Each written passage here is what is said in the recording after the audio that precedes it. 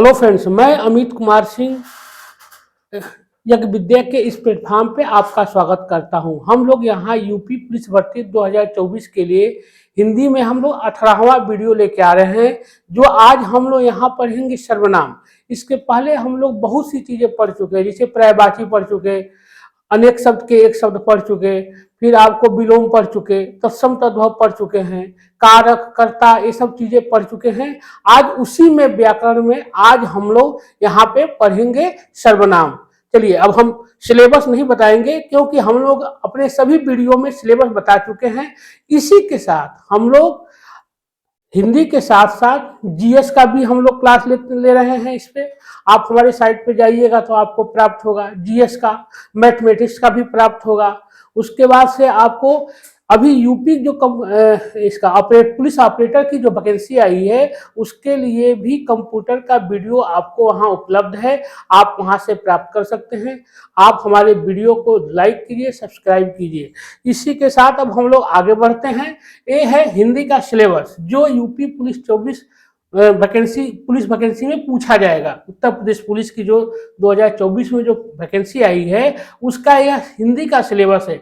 यह हम लोग बार बार बता चुके हैं, इसलिए आप लोग सीधे आगे बढ़ते हैं। अब हम लोग पढ़ेंगे सीधे सर्वनाम। आज हम लोग पढ़ेंगे इस क्लास में। चलिए सीधे हम लोग सर्वनाम पे चलते हैं। देखिए सर्वनाम क्या है। वाक्यों में एक बार संज्ञा का प्रयोग करते हैं। वाक्यों में एक बार संज्ञा का प्रयोग करते हैं तथा उसी संज्ञा के प्रयोग की आवश्यकता होने पर भी बाद में वाक्यों में उसका प्रयोग नहीं करते। मतलब संज्ञा का को हम लोग दो बार प्रयोग नहीं करते, उसके स्थान पर वह उसका आदि शब्दों का प्रयोग करते हैं संज्ञा के स्थान पे। इसी को देखिए, संज्ञा के स्थान पे जो शब्द प्रयुक्त किया जाता है, जैसे वह, उसका, यह क्या है, यह सर्वनाम कहलाता है। संज्ञा के स्थान, संज्ञा को हम क्या बोले हैं, संज्ञा को हम लोग दो बार प्रयोग नहीं कर सकते, संज्ञा को सिर्फ एक बार प्रयोग किया जाता है। और संज्ञा के स्थान पे जो शब्द प्रयोग किए जाते हैं, जैसे वह है, उसका है, यह क्या है, यह प्रयोग किया जाता है संज्ञा के स्थान पे। इसी को सर्वनाम कहा जाता है। तो इसका एक लाइन में परिभाषा क्या होगा कि संज्ञा के स्थान पे प्रयुक्त होने वाले शब्द को सर्वनाम कहा जाता है। तो यह आपसे परीक्षा में पूछा जा सकता है कि सर्वनाम की भी परिभाषा पूछी जाती है। पंडित कामता प्रसाद गुरु के अनुसार सर्वनाम उस विकारी शब्द को कहते हैं जो पूर्वापर संबंध में किसी भी संज्ञा के बदले आता है। क्या कह रहा है, मतलब सर्वनाम कामता प्रसाद गुरु जो हैं उनके अनुसार वो कहते हैं कि सर्वनाम उसको कहा जाता है कि जो संज्ञा के बदले आता है। जैसे वह है, उसका है, यह क्या है, यह है सर्वनाम है। अब यह कुछ परिभाषा है कि जिस शब्द के प्रयोग संज्ञा के बदले होता है उसको सर्वनाम कहते हैं। यह सर्वविदित परिभाषा है कि संज्ञा के बदले जो शब्द का प्रयोग किया जाता है उसको सर्वनाम कहते हैं। नाम के स्थान पर आने वाले शब्दों को ही सर्वनाम कहते हैं। जैसे अभी हम बोले हैं कि संज्ञा का प्रयोग सिर्फ एक बार किया जाता है। संज्ञा क्या है, नाउन है, तो नाम का प्रयोग एक बार किया जाता है, उसके बाद से उसके स्थान पे वह, उसका आदि जो शब्द का प्रयोग किया जाता है वह क्या है, सर्वनाम है। जो विकारी शब्द प्रसंग के अनुसार किसी संज्ञा के स्थान पर प्रयोग किए जाते हैं उनको हम सर्वनाम कहते हैं। यह तीन परिभाषा है सर्वनाम की। कृष्णा ने कहा मैं मिठाई लूंगी, सालू ने संध्या से कहा वह नहीं आएगी। अब इसमें क्या होगा, मैं, वह, यह क्या है, सर्वनाम है। मैं, वह सर्वनाम है। तृष्णा क्या है, नाउन है। देखिए तृष्णा नाउन है, सालू नाउन है, मतलब संज्ञा है। तो संज्ञा का प्रयोग सिर्फ एक बार किया जाता है और उसके बदले जो शब्द का प्रयोग किया जाता है वह ही सर्वनाम होता है। मतलब तो यहाँ पे आप उदाहरण में देख सकते हैं कि तृष्णा ने कहा मैं मिठाई लूंगी, तो यहाँ पे मैं क्या है, मैं जो है वह सर्वनाम है। उसी तरह शालू ने संध्या से कहा कि वह नहीं पढ़ेगी, तो वह क्या है, वह सर्वनाम है। यहां मैं और वह सर्वनाम है। अब आगे बढ़ते हैं। अब हम लोग यहाँ देखेंगे कि सर्वनाम के कितने भेद होते हैं। यह देखिए, यह इंपॉर्टेंट है, आपसे यही परीक्षा में पूछा जा सकता है कि सर्वनाम के कुल कितने भेद होते हैं। तो सर्वनाम के 6 भेद होते हैं। 6 भेद कौन कौन होते हैं, जल्दी से हम लोग देख लेते हैं। पुरुषवाचक सर्वनाम, निश्चयवाचक सर्वनाम, अनिश्चयवाचक सर्वनाम, संबंधवाचक सर्वनाम, प्रश्नवाचक सर्वनाम और निजवाचक सर्वनाम। यह 6 सर्वनाम के भेद हैं जो इंपॉर्टेंट हैं, जो परीक्षा में पूछे जा सकते हैं। अब हम इसका देखेंगे, एक एक करके इनको हम लोग देखेंगे। तो प्रयोग के अनुसार सर्वनाम के 6 भेद अभी हम लोग पढ़ चुके, तथा 3 उपभेद हैं। 6 भेद तो होते ही हैं और इसके 3 उपभेद भी होते हैं। तो सर्वनाम पुरुषवाचक, निश्चयवाचक, अनिश्चयवाचक, संबंधवाचक, प्रश्नवाचक और निजवाचक, यह 6 क्या है, सर्वनाम के भेद हैं। और पुरुषवाचक के 3 उपभेद हैं, वह है उत्तम पुरुष, मध्यम पुरुष और अन्य पुरुष। तो यह परीक्षा में पूछा सकता है कि पुरुषवाचक के 3 उपभेद कौन कौन हैं। तो वह है उत्तम पुरुष, मध्यम पुरुष और तीसरा अन्य पुरुष। अब हम लोग देखेंगे, सबसे पहला क्या देखेंगे, पुरुषवाचक सर्वनाम। पुरुषवाचक सर्वनाम में क्या है, जो सर्वनाम किसी पुरुष, स्त्री या पुरुष, देखिए पुरुष का मतलब केवल पुरुष ही नहीं है, पुरुष और स्त्री दोनों है के लिए प्रयोग में आता है, उसे हम क्या कहते हैं, पुरुषवाचक सर्वनाम कहते हैं। जैसे मैं, तुम, वह। अभी हम लोग क्या कहे थे, पढ़े थे कि जो संज्ञा के बदले में प्रयोग किया जाता है, तो मैं, तुम, वह आदि जो है, यह क्या है, पुरुषवाचक सर्वनाम का उदाहरण है। याद रखिएगा, यही पूछा जा सकता है कि मैं, तुम, वह किसका उदाहरण है। तो याद रखिए, यह पुरुषवाचक सर्वनाम का उदाहरण है। पुरुषवाचक सर्वनाम 3 प्रकार के होते हैं, अभी हम लोग पढ़े थे। इसके 3 प्रकार होते हैं। उत्तम पुरुष, एकल पुरुष जिसको कहा जाता है, बात करने वाले को हम उत्तम पुरुष, मान लीजिए हम जिससे बात कर रहे हैं वह क्या है, उत्तम पुरुष है। जिसके बारे में बात कर रहे हैं वो मध्यम पुरुष है, जिससे बात की जाए। देखिए, जिस अभी हम लोग क्या पढ़े हैं, उत्तम पुरुष क्या है, जिससे बात कहना है, जिससे बात कहना है वह क्या है, उत्तम पुरुष है। और जिससे बात कही जा रही है वह है मध्यम पुरुष, मतलब श्रोता। और तीसरा है जिसमें मध्यम पुरुष है, जैसे तुम, आप होता है, यह क्या है, मध्यम पुरुष है। और अन्य पुरुष जो श्रोता होता है, जिसके श्रोता और वक्ता को छोड़कर संबंध से बात की जाए, मतलब जिसके बारे में हम बात कर रहे हैं वह क्या है, वह अन्य पुरुष है। जिसके बारे में बात कर रहे हैं वह अन्य पुरुष है। जैसे वह, वे। बहुवचन के लिए हम आप, वे के साथ लोग शब्द लगा दिया जाता है। जैसे हम लोग, बहुवचन का जो हम प्रयोग करेंगे, हम जब करेंगे तो क्या होगा, एक वचन होगा, और हम लोग जब कहेंगे तो वह बहुवचन हो गया। जैसे हम लोग अभी स्कूल आए हैं, क्या हो गया, बहुवचन हो गया। तुम लोग कहाँ थे, यह भी बहुवचन। आप लोग भोजन कीजिए, वे लोग चले गए, यह इसके उदाहरण हैं। यहां उदाहरण के रूप में एक वाक्य दिया जा रहा है जिसमें तीनों, मतलब उत्तम पुरुष, मध्यम पुरुष और अन्य पुरुष का प्रयोग स्पष्ट हो जाएगा। वह हम उदाहरण देखते हैं, क्या है कि मैं, ये क्या हो गया, मैं उत्तम पुरुष है, मैं जो है वह उत्तम पुरुष है। आप जो है वह मध्यम पुरुष है। और को यह बताना चाहता हूं, मैं आपको यह बताना चाहता हूं कि वे लड़के जो वहां एकत्रित हैं वे अच्छे चरित्र के नहीं हैं। यह एक सेंटेंस है कि मैं आपको यह बताना चाह रहा हूं कि वे लड़के जो वहां एकत्रित हैं वे अच्छे चरित्र के नहीं हैं। अब इसमें हम यह एक सेंटेंस है, इसमें हम तीनों देखेंगे, क्या, उत्तम पुरुष कौन है, मध्यम पुरुष कौन है और अन्य पुरुष कौन है। तो देखिए, इसमें उत्तम, मैं क्या हो गया, मैं, यह हो गया उत्तम पुरुष हो गया। मैं, यह उत्तम पुरुष हो गया।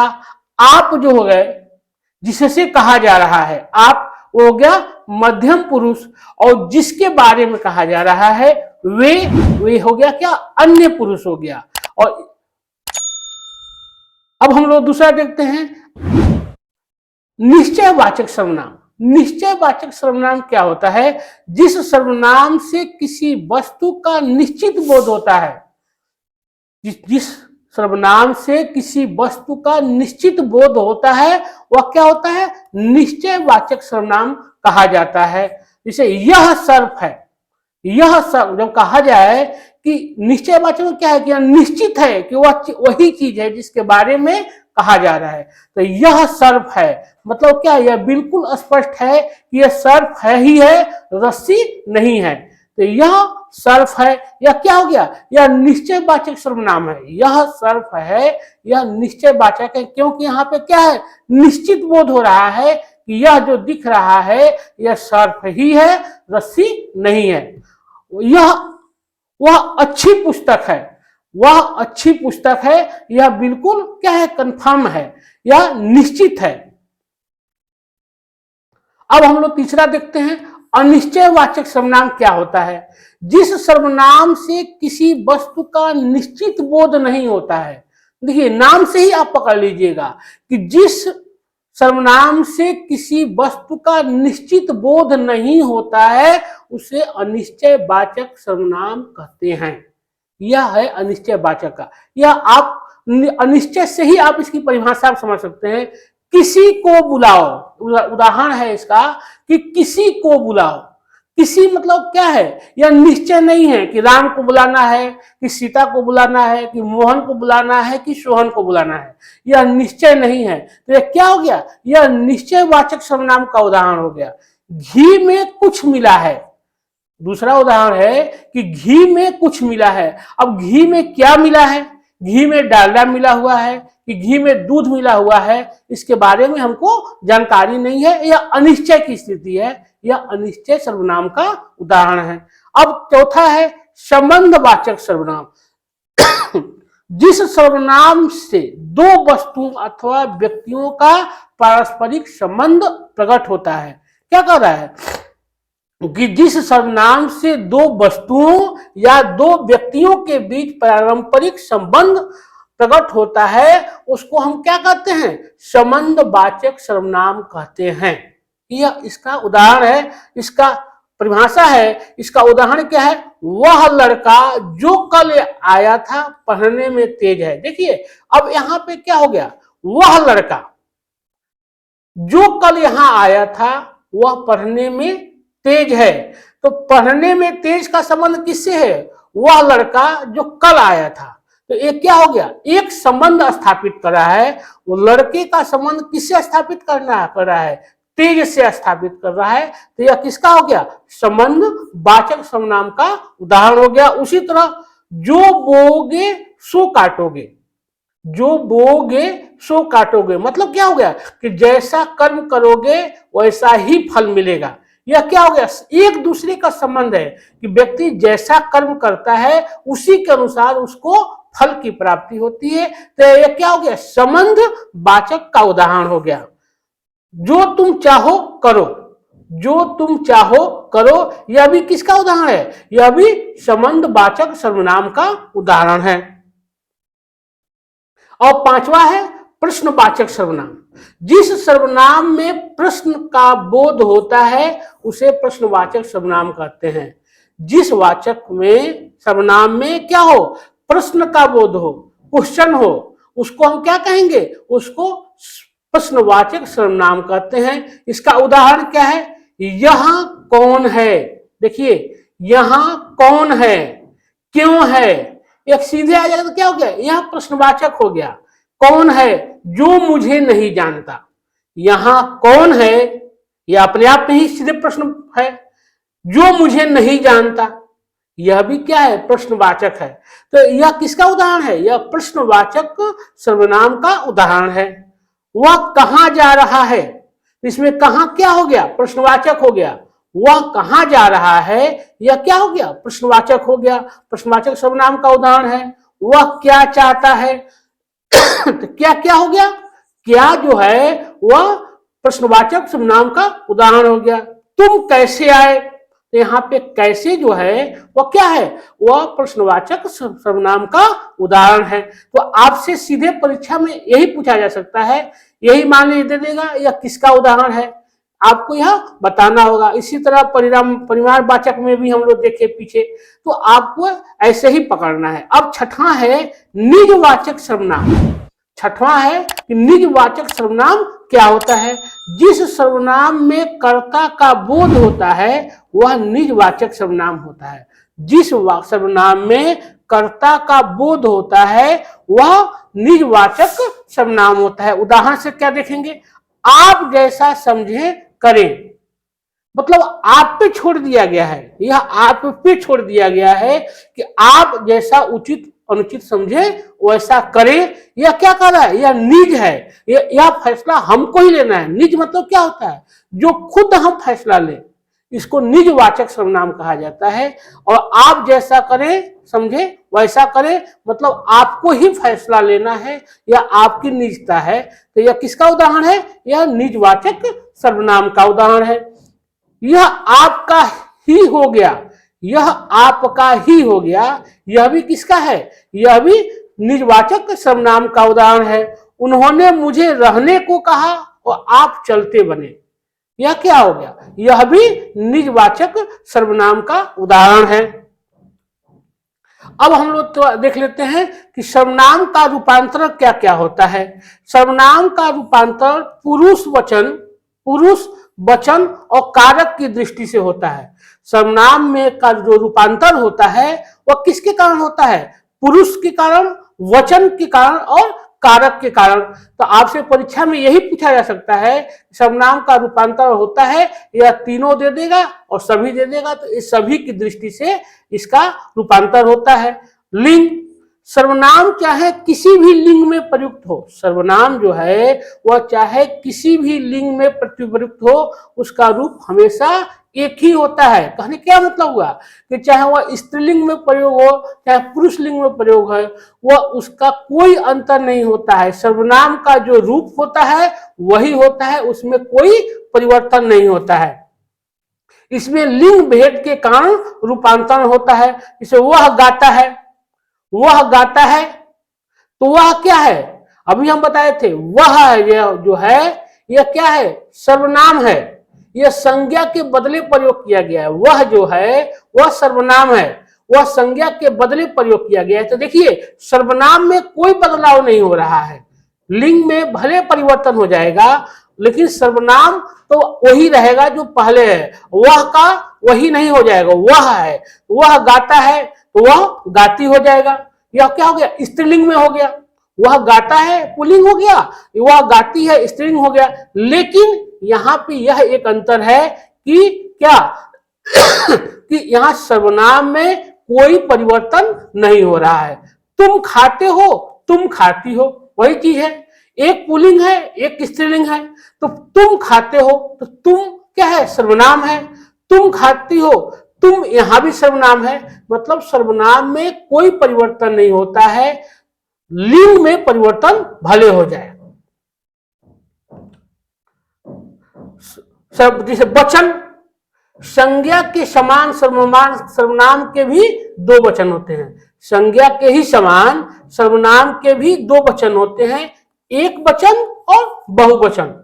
पुरुषवाचक और निश्चयवाचक सर्वनाम को छोड़ शेष सर्वनाम विभक्ति रहित बहुवचन में एक वचन के समान रहते हैं। क्या कह रहा है, ये कह रहा है कि पुरुषवाचक सर्वनाम और निश्चयवाचक सर्वनाम को छोड़ दिया जाए तो शेष जितने सर्वनाम हैं सब में विभक्ति रहित बहुवचन में एक वचन क्या होते हैं, समान होते हैं, कोई परिवर्तन नहीं होता है। जैसे एक वचन मैं का एक वचन क्या हो जाएगा, हम। मैं का एक वचन हम होता है। तुम का तू का, जैसे मान लिया क्या जाए तू, तो तू एक वचन है तो इसका बहुवचन क्या हो जाएगा, तुम। उसी तरह वह क्या है, एक वचन है, उसका बहुवचन क्या हो जाता है, वे हो जाता है। यह भी एक वचन है, इसका बहुवचन क्या होता है, ए होता है।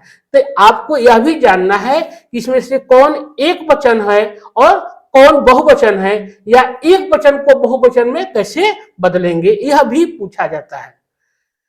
कारक, सर्वनाम में केवल 7 कारक होते हैं। सर्वनाम में केवल 7 कारक होते हैं, पर इसमें संबोधन कारक नहीं होता है, क्योंकि पुकारने में संज्ञा का ही प्रयोग होता है। क्या कर रहा है? मान लीजिए आप किसी को वह यह कहकर तो नहीं पुकारेंगे, मैं कहकर तो नहीं पुकारेंगे, नाम लेके पुकारेंगे। तो यह क्या कर रहा है? कारक में कह रहा है कि इसमें भी 7 कारक होते हैं, लेकिन इसमें संबोधन कारक नहीं होता है। संबोधन जब आप किसी का लेंगे तो वह संज्ञा हो जाएगा ना। मान लीजिए किसी का नाम लेके आप बुला रहे हैं, तो जहां नाम का प्रयोग किए तो क्या हो जाएगा? वह संज्ञा हो जाएगा। तो इसीलिए इसमें संबोधन कारक नहीं होता है। कारकों की विभक्तियों के साथ सर्वनाम के रूप भी बदल जाते हैं। कारक में जैसे विभक्ति बदलती है, उसी के साथ साथ सर्वनाम का रूप भी बदल जाता है। अब सर्वनाम का पदान्वय क्या क्या है? सर्वनाम के पदान्वय में भेद पुरुष केवल पुरुषवाचक सर्वनाम में लिंग, वचन, कारक और अन्य शब्दों के साथ संबंध बताना चाहिए। क्या कह रहा है? जैसे वह किसी का नहीं कहना नहीं मानता, वह किसी का कहना नहीं मानता, वह क्या है? यह पुरुषवाचक सर्वनाम है। वह जो है यहाँ पे वह पुरुषवाचक सर्वनाम है। अन्य पुरुष है, पुल्लिंग है, एक वचन है, कर्ता कारक है और मानता क्रिया का यह कर्ता है, वह जो है। जिसे फिर किसी, वह क्या हो गया? वह पुरुषवाचक सर्वनाम हो गया। अन्य पुरुष है, वह जो है वह अन्य पुरुष है, पुल्लिंग है, वह एक वचन है और कर्ता कारक है। यह क्या हो गया? वह। मान लीजिए फिर किसी है, तो किसी क्या हो गया? यह अनिश्चयवाचक सर्वनाम हो गया। किसी जो है वो क्या हो गया? यह पता नहीं है, अनिश्चय की स्थिति है कि किस, कौन, किसे। तो किसी क्या हो गया? यह अनिश्चयवाचक सर्वनाम है। यह भी पुल्लिंग है, पुल्लिंग है, एक वचन है, संबंध कारक है, कहना के साथ इसका क्या है? संबंध है। किसी का यह कहना के साथ इसका संबंध है। कौन अपना आदर नहीं चाहता? कौन अपना आदर नहीं चाहता? कौन क्या है? प्रश्नवाचक सर्वनाम है। कौन है जो यहाँ पे अभी हम बताए थे प्रश्नवाचक में, कौन, क्यों, क्या हो गया? यह प्रश्नवाचक है। तो कौन क्या है? यह प्रश्नवाचक सर्वनाम है, पुल्लिंग है, एक वचन है और अपना मतलब क्या हो गया? अपना मतलब यह निजतावाचक का है, निजतावाचक सर्वनाम का उदाहरण है। अपना मतलब क्या हो गया? निजता का यह वो है। यह वही पुस्तक है जिसे मेहरुन्निसा ने कल पढ़ा था। यह एक उदाहरण है कि यह वही निश्चयवाचक सर्वनाम, स्त्रीलिंग, एक वचन, कर्ता कारक और क्रिया का कर्ता, जिसे क्या कह रहा है? यह वही पुस्तक है जिसे मेहरुन्निसा ने पढ़ा था। जिसे संबंधवाचक सर्वनाम है। जिसे क्या हो गया? यह संबंधवाचक सर्वनाम है। यह क्या हो गया? अभी हम बोले थे सर्वनाम है, जिसमें जिसे क्या हो गया? यह हो गया संबंधवाचक सर्वनाम, स्त्रीलिंग है, एक वचन है, कर्म कारक। कर्म कारक क्या है? कर्म क्या हो रहा है? पढ़ा, पढ़ना यहाँ कर्म है और क्रिया का कर्म है। सर्वनाम का प्रयोग संबंधी निर्देश क्या क्या है? कहाँ इसका कैसे प्रयोग किया जाता है? सर्वनाम जिस संज्ञा के स्थान पर प्रयुक्त होता है उसी के अनुसार लिंग और वचन होता है। क्या कर रहा है कि सर्वनाम कहें ना कि सर्वनाम का प्रयोग जहां किया जाता है, सर्वनाम का प्रयोग कब किया जाता है? संज्ञा के बदले में किया जाता है सर्वनाम का। लेकिन यह स्त्री पुरुष दोनों में किया जाता है, लेकिन प्रयोग समय इसमें कोई परिवर्तन नहीं होता है। लिंग वचन के अनुसार तो इसमें होता है, होती है, हो जाता है, लेकिन सर्वनाम में कोई परिवर्तन नहीं होता है। उत्तम पुरुष संबंध कारक के चिन्ह का की के क्रमशः रा, री, रे के रूप में बदल जाते हैं। क्या कर रहा है कि उत्तम पुरुष के संबंध कारक में जो चिन्ह होता है का, की, के, वह क्रमशः उत्तम पुरुष में रा, री, रे के रूप में बदल जाता है। स्त्रीलिंग और पुल्लिंग के आधार पर सर्वनाम में परिवर्तन नहीं होता। अभी तो मैं बताया ही था पहले पीछे कि स्त्रीलिंग और पुल्लिंग के क्या है, पुरुष माना गया है कि कोई इसमें सर्वनाम में कोई परिवर्तन नहीं होगा, चाहे वह स्त्रीलिंग हो चाहे पुल्लिंग हो, दोनों में यह क्या होता है, समान रहता है। वचन और कारक के आधार पर सर्वनामों में रूपांतरण होता है। वचन और कारक के आधार पर सर्वनाम में क्या होता है, रूपांतर होता है। जैसे मैं किसमें परिवर्तन हो जाता है, हम, तू, तुम, मेरा, हमारा, आप, आपने, आपके लिए, आपसे, आपको आदि। यह क्या हो गया, वचन और कारक के आधार पर यह सर्वनाम में रूपांतर होता है। मैं, तू, यह, वह विभक्ति रहित सर्वनाम कर्ता कारक के बहुवचन में क्रम से क्या हो जाएगा, मैं का बहुवचन क्या हो जाता है, मैं एक वचन है तो मैं का बहुवचन क्या हो जाता है, हम। तू एक वचन है, इसका बहुवचन क्या हो जाता है, तुम। वह, यह एक वचन है, इसका बहुवचन ए हो जाता है। उसी तरह वह का बहुवचन क्या हो जाता है, वे हो जाता है, यह के रूप में परिवर्तन हो जाता है। क्या कह रहा है कि मतलब सर्वनाम कर्ता कारक में यह क्या कहता है, एक वचन से बहुवचन में परिवर्तित हो जाते हैं। अब इसी के साथ हम यहाँ आज सर्वनाम का क्लास समाप्त करते हैं और आप लोग हमारे वीडियो को जरूर लाइक कीजिए, सब्सक्राइब कीजिए। इसी के साथ आप हमारे चैनल पे जब विजिट करेंगे यज्ञविद्या.com पे, तो आपको इस हिंदी के साथ साथ अन्य क्लास का भी वीडियो उपलब्ध है, जैसे जीएस का वीडियो है, मैथमेटिक्स का वीडियो है और कंप्यूटर का भी वीडियो। कंप्यूटर किसके लिए है कि यूपी पुलिस में ऑपरेटर की जो भी वैकेंसी आई है उसके लिए उपलब्ध है, इसलिए आप लोग हमारे चैनल पर जरूर विजिट कीजिए। और इसी के साथ आज का हम क्लास समाप्त करते हैं। आप हमारे वीडियो को लाइक कीजिए, शेयर कीजिए और अपने दोस्तों को ज्यादा से ज्यादा शेयर कीजिए, जिससे आपको ज्यादा से ज्यादा फायदा हो सके। आप हमारे www.यज्ञविद्या.com पे जरूर विजिट कीजिए और आपको यहाँ पे फ्री मटेरियल सब उपलब्ध है, आप वहां से प्राप्त कर सकते हैं। इसी के साथ मैं अमित कुमार सिंह आज का क्लास समाप्त करता हूँ। नमस्कार, धन्यवाद।